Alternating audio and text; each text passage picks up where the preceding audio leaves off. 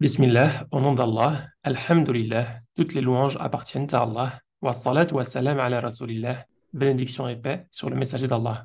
Assalamu alaikum wa rahmatullah, que la paix et la miséricorde d'Allah soient sur vous. Pour ce mois béni de Ramadan, Fath Allah Othmani et moi vous proposons une série spéciale de 4 épisodes autour de l'invocation. Nous en sommes déjà au quatrième épisode. L'objectif est de mieux comprendre comment Dieu nous encourage à l'invoquer à travers des exemples tirés principalement du Coran, mais aussi des invocations du prophète et la bénédiction sur lui.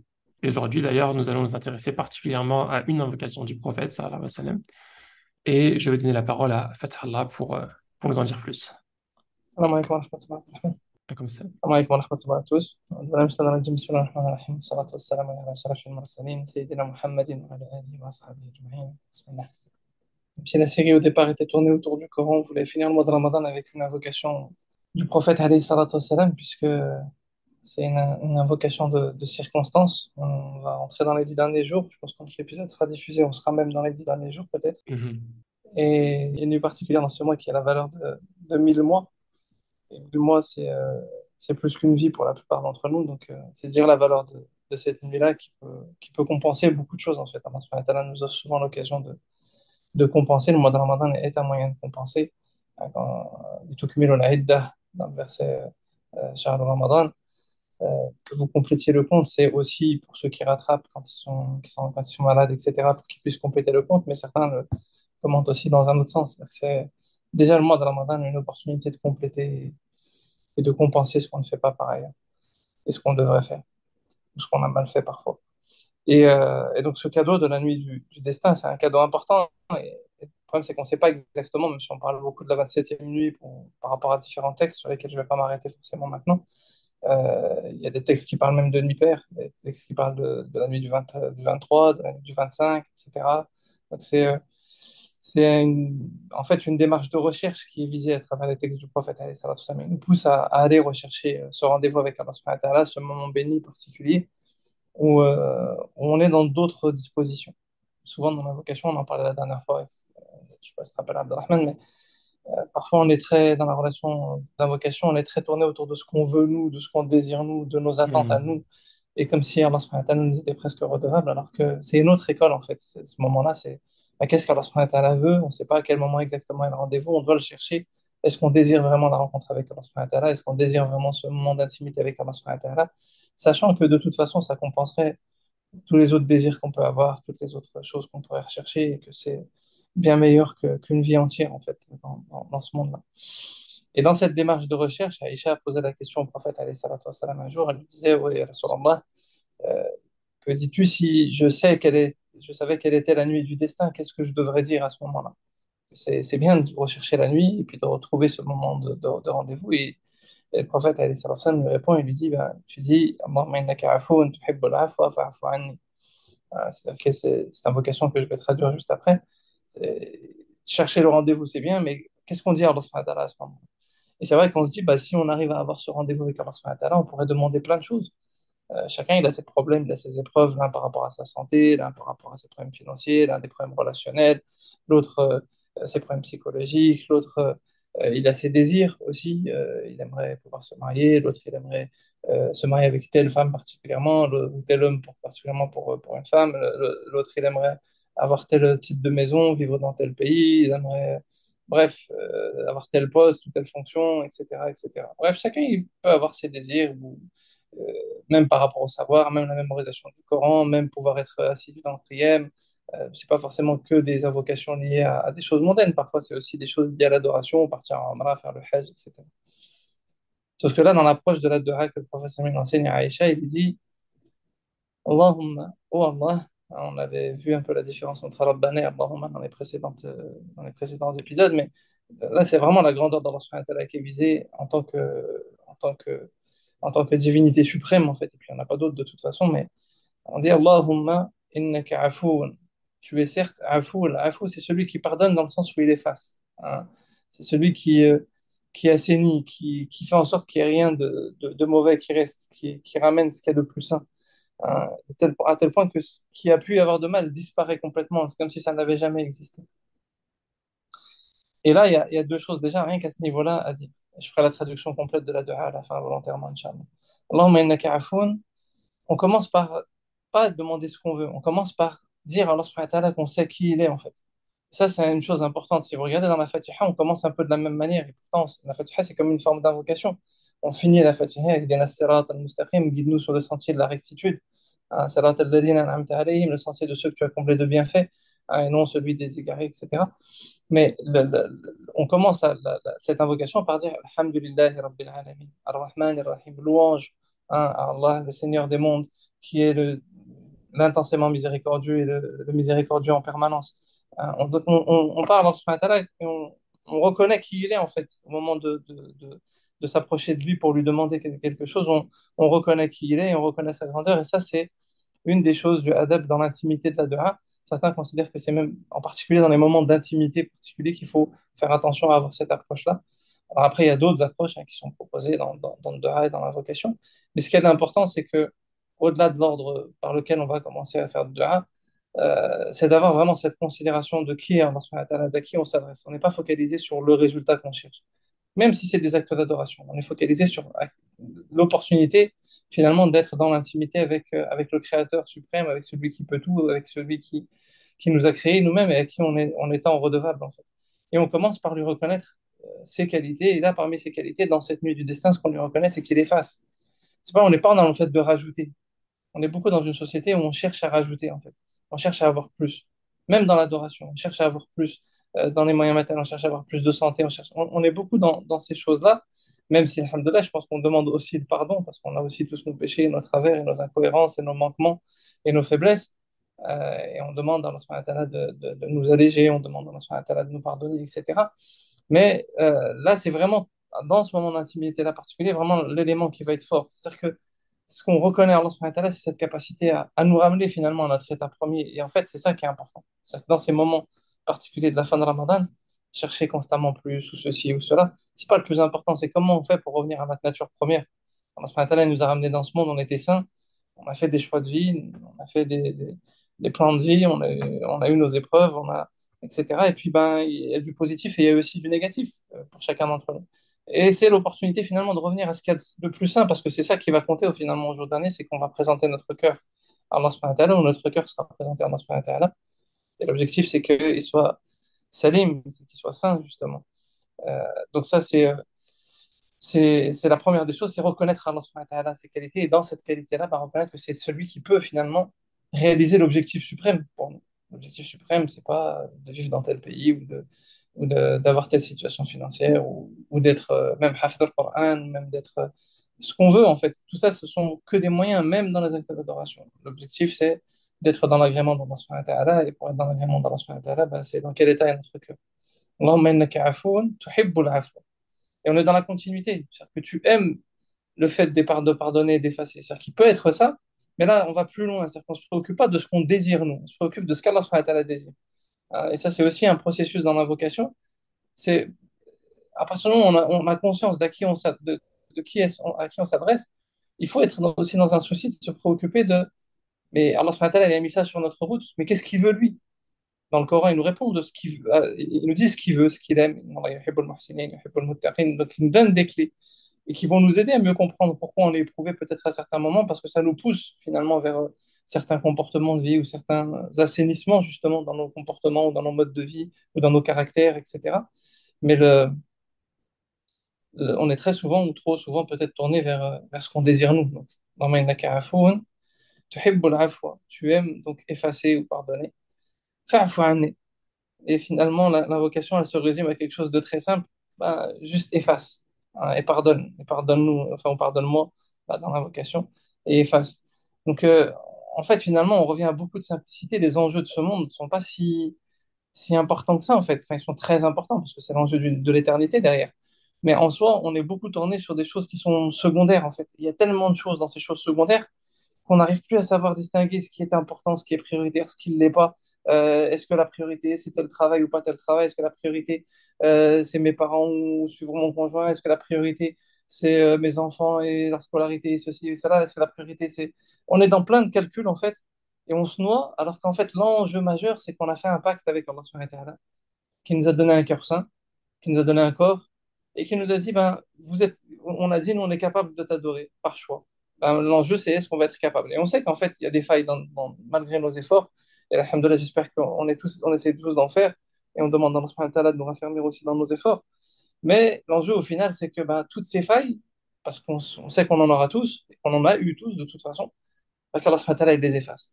Et ça, c'est la beauté aussi de la relation avec Allah subhanahu wa ta'ala. C'est qu'au final, il n'y a pas un enjeu un défi si grandiose. C'est juste reviens le plus simple possible vers Allah subhanahu wa ta'ala. C'est-à-dire que toutes les épreuves qu'on a dans ce monde-là et les défis qu'on a dans ce monde-là et les opportunités qu'on a à saisir pour servir Allah subhanahu wa ta'ala et servir ce message ne servent qu'à nous aider finalement à préserver quelque chose qu'on a déjà à la base. Et malgré nos faiblesses et malgré le fait que parfois ben, on ne peut pas, ben, comme Allah subhanahu wa ta'ala aime ça. Il aime faire l'afou, il aime assainir ses serviteurs, il aime les ramener à cet état saint. Et ben il nous a donné cette opportunité d'une rencontre pendant les 10 dernières nuits qu'il ne faut pas louper, qu'il faut essayer de chercher. Parce que juste avec cette invocation-là, ben, peut-être qu'Allah subhanahu wa ta'ala, il nous ramènera à cet état de pureté originelle et on espère rencontrer Allah subhanahu wa ta'ala dans cet état. Donc voilà, c'est une recommandation et je pense que c'est aussi une recommandation par rapport à la manière dont on gère nos vies en fait. On se noie beaucoup dans plein de calculs et dans plein de choses et finalement cette invocation, elle retraduit l'enjeu véritable de nos vies, hein. C'est qu'on on va rencontrer Allah subhanahu wa ta'ala, il faut se poser la question juste dans quel état on va la rencontrer et se préparer à ce rendez-vous. Le reste, ce sont que des moyens en fait et puis des épreuves aussi qu'Allah subhanahu wa ta'ala a choisies et qu'il faut, bah voilà, il faut les affronter parce que c'est le sens même de cette vie ou le propre même de la définition de cette vie. Donc c'est ainsi. Mais on demande à Allah subhanahu wa ta'ala de nous permettre d'y parvenir et de nous faciliter. Voilà, Abdelrahman, je te laisse la main, ça pour réagir sur cette invocation. Donc, Loïc, tu as évoqué un petit peu que c'est pour effacer plutôt la afou et que dans une étape de la fin du Ramadan, on essaie d'effacer un petit peu nos péchés par rapport à l'istighfar. Quelle est la grosse différence? Istighfar, ghafara, en fait, c'est le fait de recouvrir quelque chose. C'est-à-dire que le péché, il est là, il est là. Allah subhanahu wa ta'ala le recouvre, c'est-à-dire qu'il est plus décompté dans la balance d'une certaine manière. Il le voit, chacun d'entre nous dans nos faiblesses, on ne veut pas que nos faiblesses elles sont dévoilées. D'ailleurs, c'est la définition qu'il donne d'Al-Ism, le prophète. Hmm. Al-Ism, dans la définition du prophète, il dit et tu détesterais que les gens euh, ils en aient connaissance, en fait. Je vais traduire indirectement, qu'ils en aient connaissance, en fait. Donc, Rafala, c'est déjà recouvrir, et ça, c'est déjà un grand cadeau de la part d'Allah subhanahu wa ta'ala, mais c'est aussi recouvrir dans la perspective de l'akhira. Et certains considèrent que dans la notion de Rafala, il y a aussi, à partir du moment où il recouvre, c'est-à-dire que recouvrir, c'est une chose, mais ça ne corrige pas forcément. Sauf que là, dans la sens de Rafala, il y a recouvrir et corriger l'erreur. Mais la faute, elle existe toujours. Allah subhanahu wa ta'ala a fait en sorte de compenser pour que l'erreur elle soit corrigée, et elle a fait en sorte de la recouvrir, de la masquer. Alhamdulillah, on est déjà très heureux de ça. C'est déjà énorme. Mais Hmm. le mieux, ce à quoi on peut aspirer, c'est qu'elle disparaisse. C'est comme si elle n'a jamais existé. C'est-à-dire que même les conséquences et les causes, bah, c'est comme si elle n'avait plus été là. Et alhamdoulilah, tu Ouais. reviens finalement à cet état primaire d'une certaine manière. Et ça, c'est encore un degré au-dessus. Entre les deux, il y a la notion de, quand on demande qu'Allah subhanahu wa ta'ala, Allahumma kaffir anna sayyi'atina, c'est le niveau un peu intermédiaire. Après, dans la notion du pardon, il y a même d'autres terminologies hein, qui sont évoquées dans le Coran, comme quand Allah subhanahu wa ta'ala dit Wasfahi as-safh al-jamil, c'est le fait de passer au-dessus. La faute, elle est encore là, mais on la dépasse. Donc ça, Hmm. bon, là, bref, là, on va rentrer dans le sujet du pardon dans sa globalité, mais Ouais. là, on aspire à l'afou et à toutes les autres formes aussi. Et j'ai comme souvenir que la nuit du destin, c'est une nuit où la destinée des personnes, elle est entre guillemets définie pour l'année qui arrive. Est-ce que c'est quelque chose, il y a un hadith par rapport à ça qui est explicite? Ouais, ouais, il y a un hadith du prophète alayhi salam qui va Ensemble. dans ce sens-là. C'est-à-dire que là, on a focalisé sur la dua, parce qu'on était sur la série des invocations. Excusez-moi, on était sur la série des invocations. Mais il y aurait beaucoup de choses à dire sur la nuit du destin. C'est-à-dire que c'est la destinée de l'année. Après, certains considèrent que c'est dans la symbolique des choses, puisque le temps divin n'est pas un temps chronologique. C'est-à-dire qu'il n'y a pas, il y a rien qui Hmm. s'impose à Allah subhanahu wa ta'ala. Donc, après, comment le comprendre, etc. Alors, il faudrait un cours de Aqidah plus long pour pouvoir rentrer dans le sujet. Mais, Ouais. euh, mais ce qui est important, c'est que c'est vraiment en tout cas une nuit très particulière. Il y a beaucoup d'enjeux qui se jouent à ce moment-là dans le monde Hmm. invisible. La destinée, la présence des anges qui descendent en masse sur cette terre. Les cieux sont couverts d'anges en cette nuit-là. Il y a des portes qui s'ouvrent particulières, etc. Donc, on a focalisé sur cette invocation, mais c'est vrai Après, c'est aussi l'opportunité de multiplier les invocations, mais ça donne, je pense, Mhm. le tempo même aux autres invocations. C'est-à-dire quand on est dans cet état d'esprit, même si on va demander après des choses plus mondaines ou même des choses liées à nos adorations, bon, je pense qu'on n'est pas dans le même état d'esprit quand Mhm. on part dans cette approche-là que quand on est focalisé sur nos soucis, nos problèmes, nos envies, nos désirs, nos calculs, etc. Et que finalement on aborde cette nuit. J'ai pas envie de dire qu'on va oublier Allah subhanahu wa ta'ala, mais c'est presque voilà, comme je disais au début, parfois comme si lui nous était redevable de nous répondre parce qu'on était présent lors de cette nuit, alors que c'est un cadeau qui nous est offert d'être présent à ce rendez-vous. Oui. Faut pas inverser les choses. Pourquoi je t'ai posé la question par rapport à ce hadith-là, par rapport au fait que le destin est scellé pour l'année qui arrive? En fait, c'est que je le lis beaucoup en fait à la vocation du pardon, parce qu'en fait, si on demande pardon, que Dieu efface tout, et qu'en même temps, cette même période, c'est cette période-là qui va définir notre destin pour la prochaine année, même si c'est quelque chose un peu comme de mystérieux, hein, le destin. Et comme tu disais, c'est assez complexe, mais moi, je vois ça plutôt comme cette invocation, le fait de vraiment tout effacer et que le fait que tout soit défini pour l'année qui arrive, comme une sorte de renouveau, de point de départ, de point où en fait, on veut on veut effacer ce qui s'est passé, on veut mettre de nouvelles résolutions pour l'année qui arrive. C'est un peu une période d'espoir aussi. Mm. Non, ouais, c'est vrai, c'est certainement, il y a certainement un lien entre le fait que la destinée est écrite, en tout cas, comme c'est mentionné dans certains textes, dans cette nuit-là, et les subsistances et ceux qui vont mourir dans cette année, etc. Et le fait que on demande aussi le pardon à ce moment-là et la fois à ce moment-là, bah, c'est totalement la pertinence de ce que tu es en train de dire. Après, j'ai jamais creusé pour être franc sur ce sujet, ça mériterait méditation et recherche et réflexion. Hmm. Est-ce que c'est une période, selon toi, une période où on devrait se mettre des résolutions en plus de demander le pardon? Les 10 dernières nuits, c'est une période très particulière. Certains savants même disent qu'il y a rien, tout doit s'arrêter à part le Coran, en fait, dans ce moment-là. En fait, ils disent que même, faut savoir que certains avis disent que même les avis religieux, les cours religieux s'arrêtent. On fait se dévoue au Coran, c'est pas un avis majoritaire, etc. Mais c'est pour dire c'est-à-dire que même jusqu'où certains ont vu l'intensité et l'importance de la relation avec le Coran dans ce moment-là, dans ces nuits-là. Ça reste la nuit de la révélation du Coran, ça reste les nuits des révélations aussi, de manière générale. Les révélations ont été révélées pendant le mois de Ramadan. Donc c'est un rendez-vous particulier, c'est un moment où on peut être à l'écoute d'Allah subhanahu wa ta'ala. Donc il faut beaucoup d'intensité dans la relation avec le Coran, intensité dans la lecture, dans la méditation, dans peut-être ceux qui révisent ou qui veulent apprendre, mais aussi dans la méditation et la recherche de compréhension du Coran. Je pense qu'il faut intensifier, mais comme on l'avait évoqué, je pense, avant le mois de Ramadan, il faut Hmm. être dans cette démarche-là, mais dans la perspective de sortir du mois de Ramadan avec quelque chose qui reste. C'est sûr qu'on ne sera pas dans le même rythme. On Hmm. essaye de multiplier, certains vont partir en Umrah, certains vont faire ihtikaf, certains vont veiller toute la nuit, certains vont... Bref, chacun va faire ce qu'il peut, et certains, bah, ils peuvent faire euh, quelques rak'ahs, ils vont faire quelques rak'ahs, mais chacun, après le mois de Ramadan, bah, par rapport aux efforts qu'il a fournis, il aura peut-être du mal à tenir par rapport à ce qu'il a essayé de faire pendant ces 10 dernières nuits. Il faut aussi être dans la perspective de se dire, ben, il y a un seuil, ça, il faut le préserver. C'est pas on fait des efforts, le, le jour du Eid arrive et puis tout s'arrête comme s'il n'y avait rien eu après, quoi. C'est-à-dire qu'on n'est pas dans une école.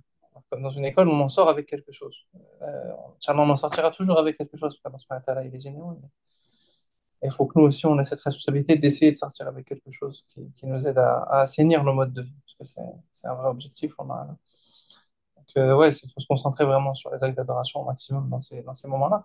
Bien que tous les efforts, de manière générale, ont leur importance, hein. Par exemple, la Zouad Badr, c'était le 17 Ramadan, selon certains rapports qui nous sont remontés. Donc, on n'est pas dans les 10 dernières nuits, mais on est quand même sur la fin de Ramadan. Et voilà, quoi, c'était un moment de lutte et de combat. Ibn Abbas qui sortait de l'I'tikaf pour aller aider une personne qui était dans la difficulté, dans la gêne, etc. Donc, faut aussi ne pas être dans une relation avec le Coran qui nous coupe et qui nous fait devenir presque égoïste, quoi. Donc, il y Hmm. a ce souci de l'autre, ce souci des autres, ça du khair, mais il faut un équilibre qui penche quand même plus vers les actes d'adoration au sens premier du terme, et aussi garder les autres actes d'adoration liés à la justice, liés aux luttes, etc. Et surtout en ce moment, avec ce qui se passe à l'Aqsa, je pense que tout le monde en entend un peu parler. Je pense pas mal de choses qui s'organisent un peu partout pour soutenir les frères là-bas. Et on devrait même le faire pour tous nos frères qui subissent des injustices dans le monde. Mais voilà, Hmm. celui qui peut contribuer d'une manière ou d'une autre, ouais, il faut qu'il le fasse aussi, Inch'Allah. Bah, écoute, Fathallah, je te remercie. On arrive à la fin de cette série. En tout cas, j'ai bien apprécié le thème et nos échanges sur ces 4 dernières semaines. J'espère qu'au niveau des auditeurs aussi, ça vous aura plu. Fathallah, peut-être je vais te laisser faire un dernier commentaire et puis conclure, Inch'Allah. Non, bah, j'ai pas vraiment d'autres commentaires. Voilà, que le fait que c'est réciproque. Puis on demande Allah subhanahu wa ta'ala surtout qu'il agrée et qu'il nous permette de vivre ces 10 dernières nuits dans la foi et dans sa proximité. Euh, اللهم إنك عفو تحب العفو فاعف عنا جميعا يا أرحم الراحمين. Demande Allah subhanahu wa ta'ala qui est celui qui est certes l'afou, celui qui pardonne et qui efface, et qui aime effacer et pardonner, qu'il efface nos fautes et qu'il nous pardonne nos péchés, nos manquements, nos faiblesses. Et demande Allah subhanahu wa ta'ala de nous accorder Laylat al-Qadr et ses bénédictions et les récompenses qui vont avec, à nous et à nos familles respectives, et qui déverse sa miséricorde sur nous et nos familles et nos proches, et tous ceux qu'on aime, et qui nous fasse rentrer au paradis sans décompte. سبحانك اللهم Amin. وبحمدك أشهد أن لا إله إلا أنت وأستغفرك وأتوب إليك وصلى اللهم على نبينا محمد وعلى آله وأصحابه أجمعين وآخر دعوانا أن الحمد لله رب العالمين. Alhamdulillah. بارك الله فيكم. Fik barakallah.